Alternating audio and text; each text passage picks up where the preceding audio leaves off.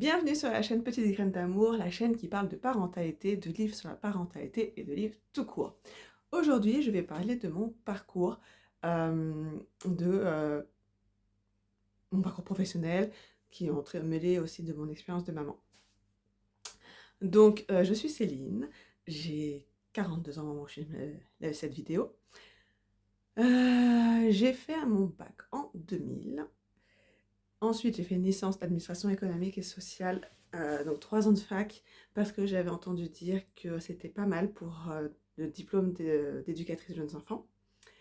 Voilà, c'était sans grande conviction, hein, c'est parce que en fait, à la base, je me suis inscrite en école d'éducatrice l'année du bac, sauf qu'il fallait le bac ou 18 ans, et que j'avais pas le bac puisque j'étais en terminale et que j'avais pas 18 ans, donc je me suis lancée donc dans la filière universitaire en administration économique et sociale. J'ai eu ma licence, mention ressources humaines. Alors, ça m'a pas servi pour mes études d'éducatrice, mais ça m'a servi dans ma vie professionnelle par contre. Donc là-dessus, je regarde pas. En plus, c'était sur 3 années cool, on va dire. Je fais des rencontres sympas, même si je suis pas vraiment restée en contact avec les gens que j'ai rencontrés. Mais bon, c'est pas grave.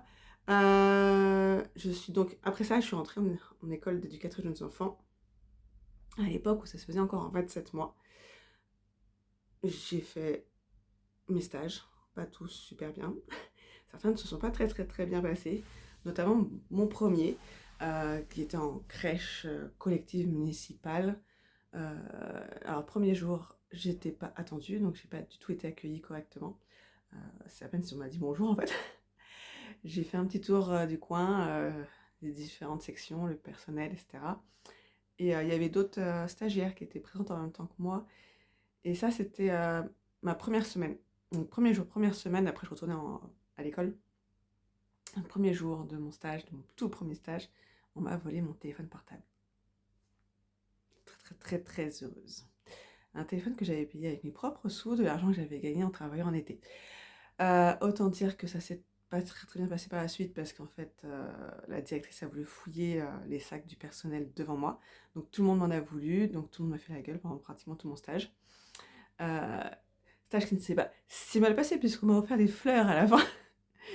À moi qui fait mourir pratiquement toutes mes plantes. Plante d'ailleurs qui est morte depuis très longtemps.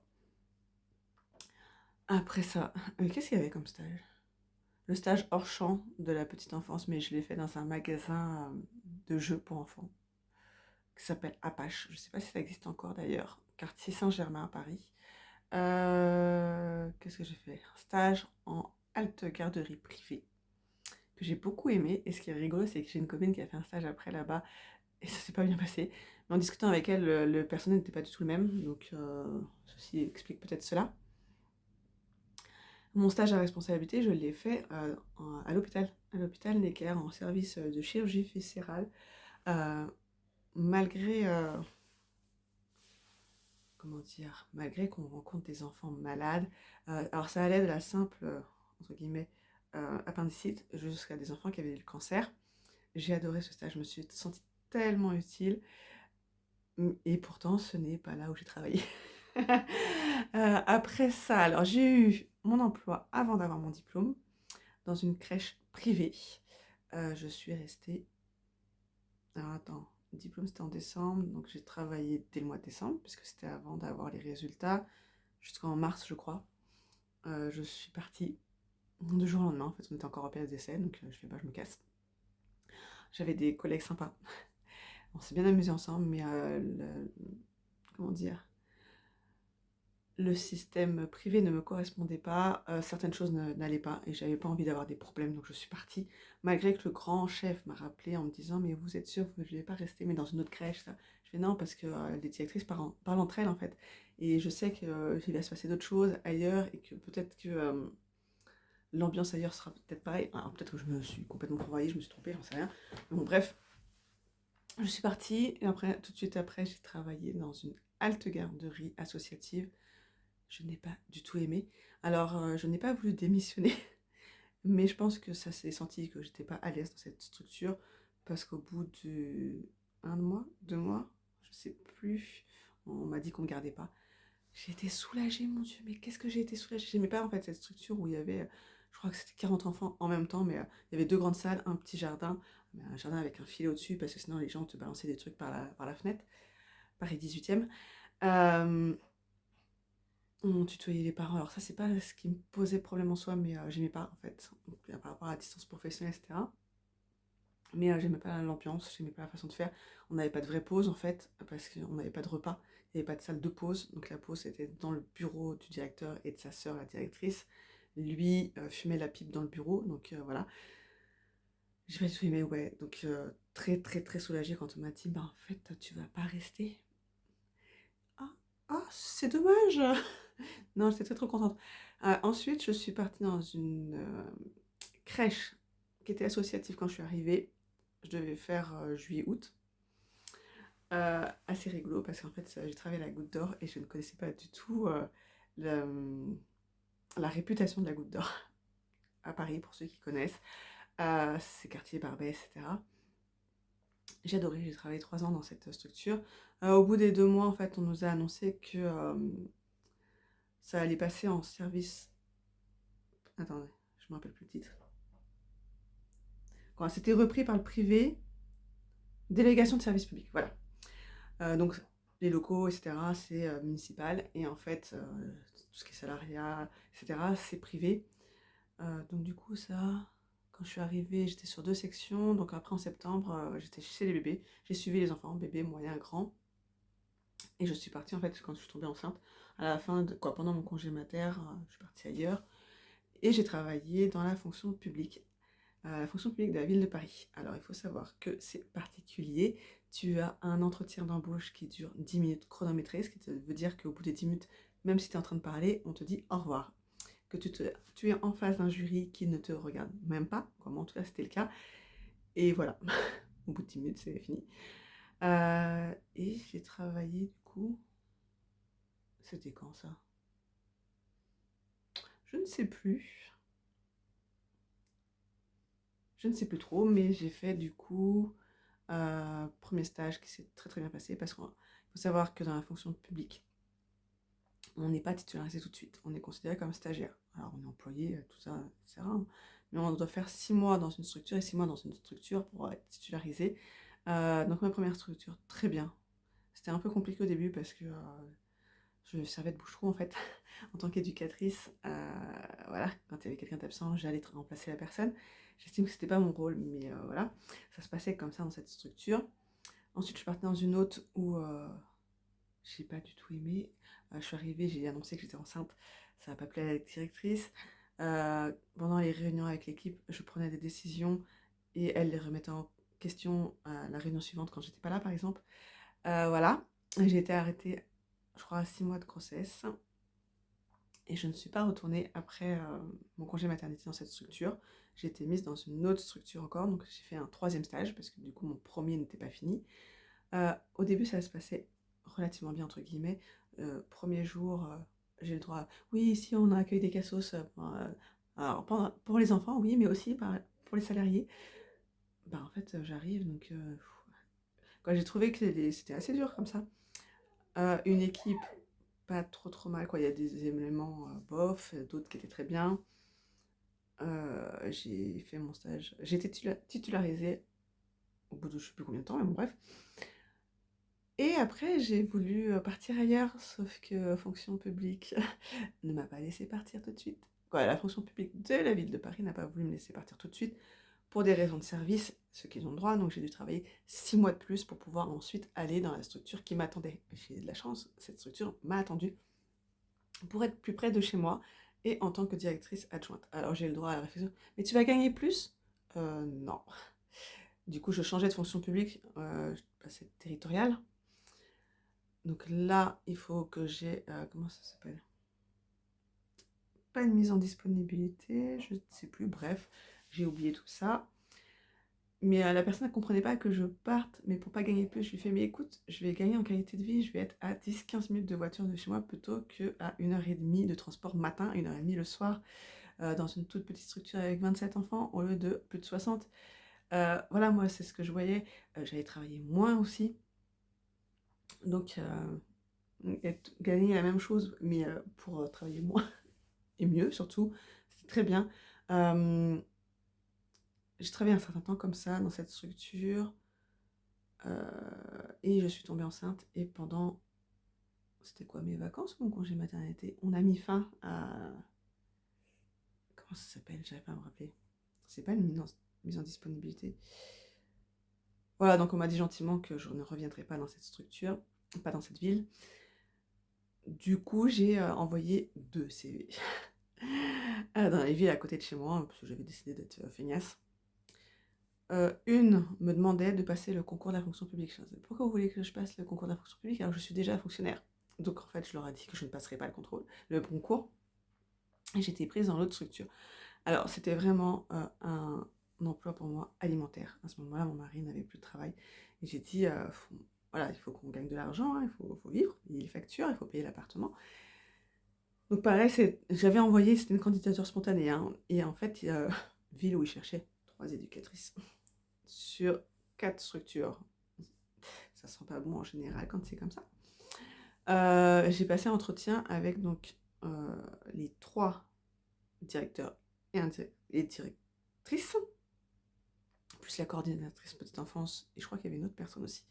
Mais j'y allais vraiment en mode YOLO, j'en ai rien à battre en fait. J'ai été prise dans une structure et j'ai appris à la fin, quand moi j'allais partir, que le directeur, le seul homme qui était là, aurait voulu me prendre, mais m'a dit je ne t'ai pas prise parce que je ne sentais pas la niaque. Et je lui ai avoué que j'étais là vraiment purement pour un job alimentaire, donc la niaque n'y était pas. J'ai travaillé dans cette structure 1 an, parce que après, mon mari a trouvé du travail. Donc j'ai dit c'est bon, moi je prends mon congé parental, je vais m'occuper de mes enfants, il est temps. J'avais 3 enfants à ce moment-là.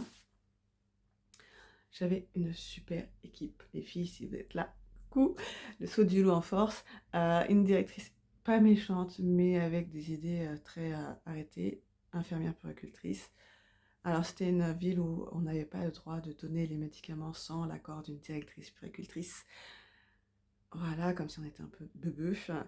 Je peux comprendre, hein, mais voilà, quand on a l'expérience, etc., voilà. Sachant que ça, je me rappelle une fois où un enfant a attendu pratiquement 1 heure et demie parce qu'aucune directrice ne répondait au téléphone.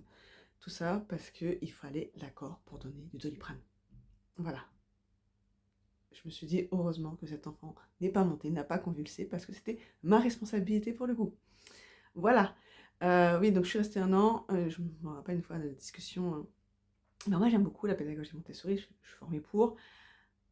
Et puis elle dit, ah bah moi, j'en veux pas du tout. Ok, super. Voilà. Mais je me suis très bien entendue avec mes collègues. C'est très bien passé cette année, est passée plutôt vite pour moi. J'étais encore directrice adjointe. Et quand mon mari a eu un emploi, j'ai décidé d'arrêter, de faire BB4. Et ensuite, bah, on a déménagé en Vendée. On a quitté la région parisienne pour la Vendée, ce qui me va très bien. On est arrivé juste au moment du confinement. Je n'avais jamais entendu parler du coronavirus avant ça.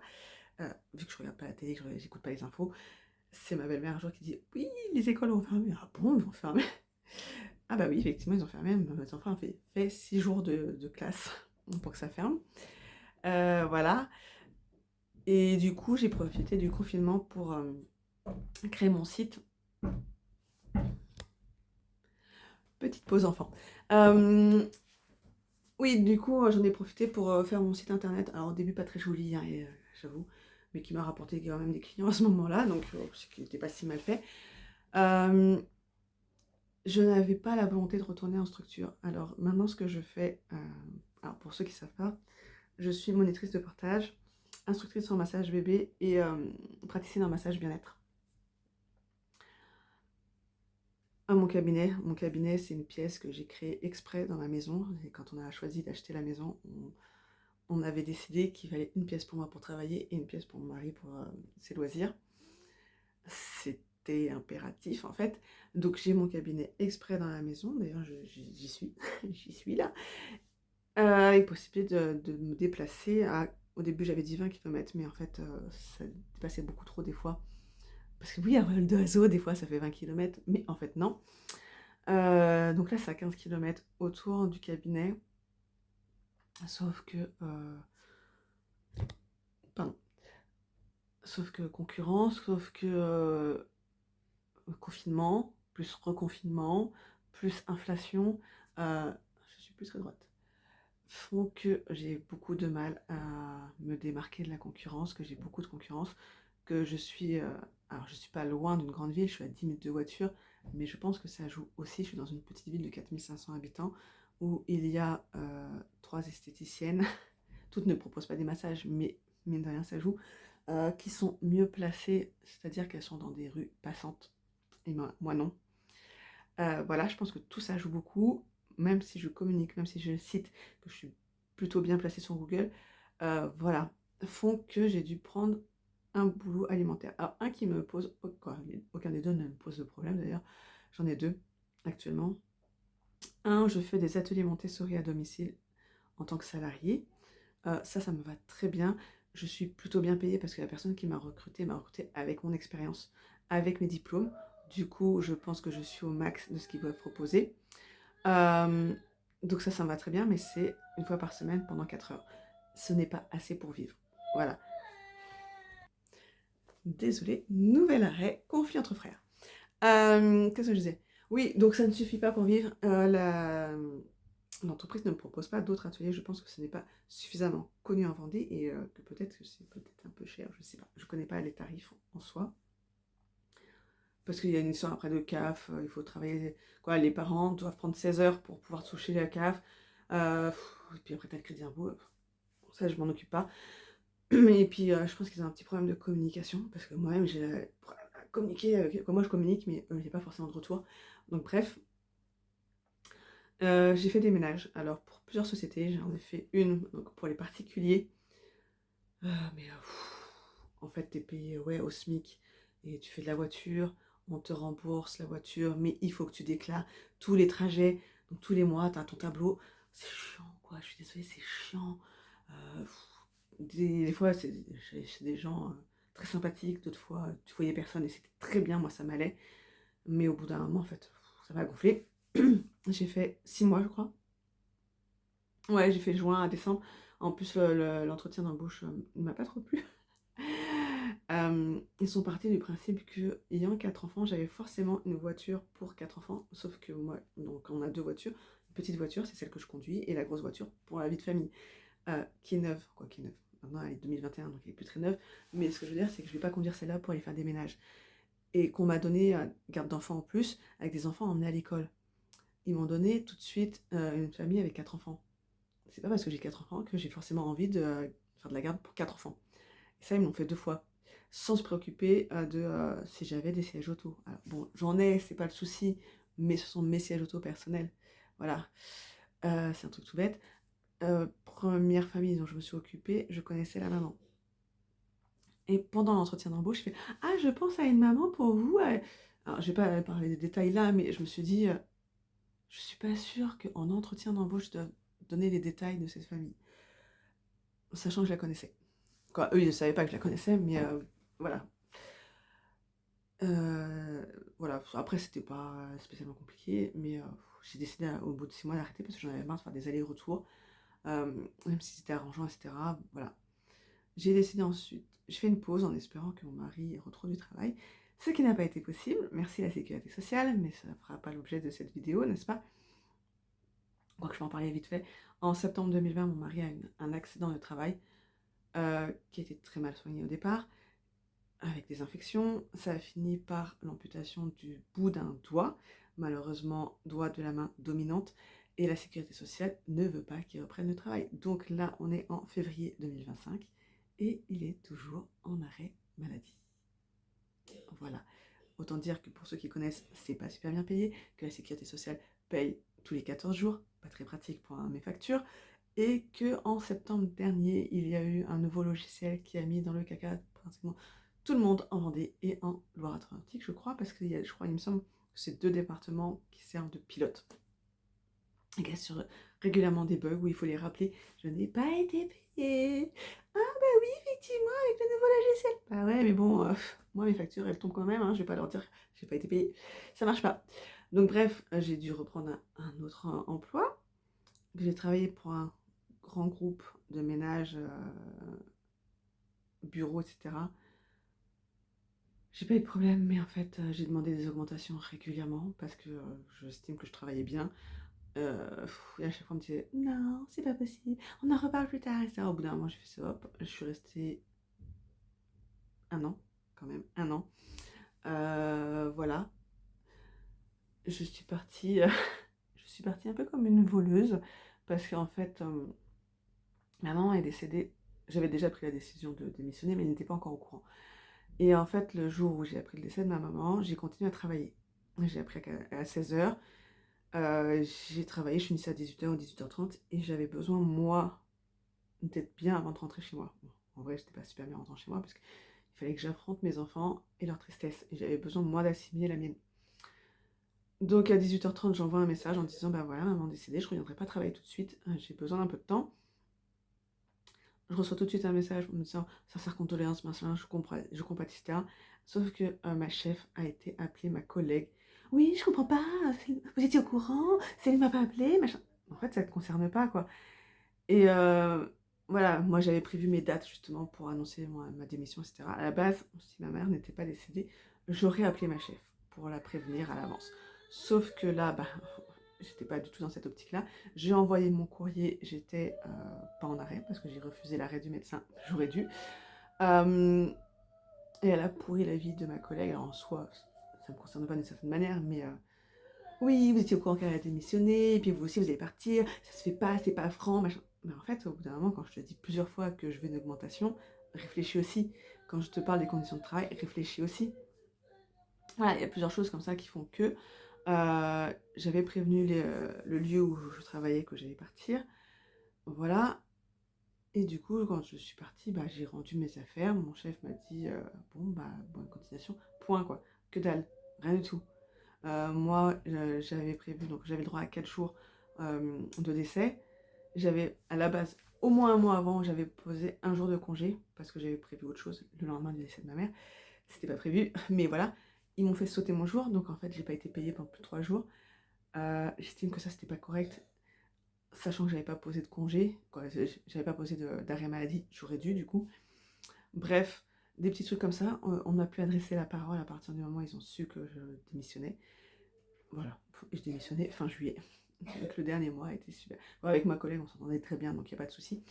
Voilà, tout ça pour dire que j'espère vraiment que mon entreprise va décoller parce que c'est ce que j'aime, que je suis bonne dedans, que je suis bonne dans mes ateliers de portage, que je suis bonne dans mes ateliers de massage, que je suis bonne en tant que praticienne de massage.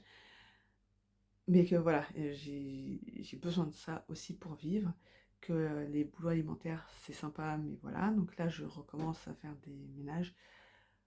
Ça ne me déplaît pas et je suis en remplacement, donc je ne sais pas combien de temps ça va durer. Ça peut durer 3 mois comme ça peut durer un an. Et que je me lève à 5h20 et que je suis clairement pas du matin. Je ne sais pas comment font les gens qui font ça toute l'année, tous les jours. Mais voilà, j'ai pris ça aussi parce que c'est juste à côté de chez moi et que ça me permet d'avoir le reste du temps libre pour mes clients. Voilà, pour moi, c'est pas une déchéance. Mon père le vit un peu comme ça, je pense. Oui, mais tu veux pas retourner? Non, je veux pas retourner éducatrice, je veux pas retourner avec des responsabilités, je veux pas retourner avec une équipe, avec des gens que je vais pas forcément m'entendre bien avec eux, ou que je ne pourrais pas faire les projets que je veux. Voilà, c'est des choses, moi je le vis pas comme des déchéance, je le vis voilà, comme un moment passager. Euh, Ça durera le temps que ça durera, on verra. Mais voilà, ça c'est mon parcours.